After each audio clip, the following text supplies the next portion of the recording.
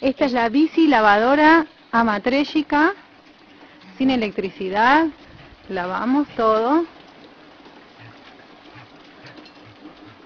Y en especial nuestra hermana Guarina teje mientras lava la ropa, mientras mira el atardecer. Y aquí no usamos electricidad, pero tenemos todas las comodidades necesarias. Un saludo, Guarina. Hola. Acá estoy tejiendo y lavando. Así que fíjense el lugar tan hermoso donde estamos.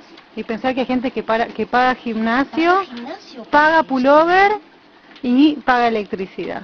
Así es. Y aquí tejiendo tranquilamente, endureciendo los cuádriceps, los glúteos, los abdominales. Ahí va.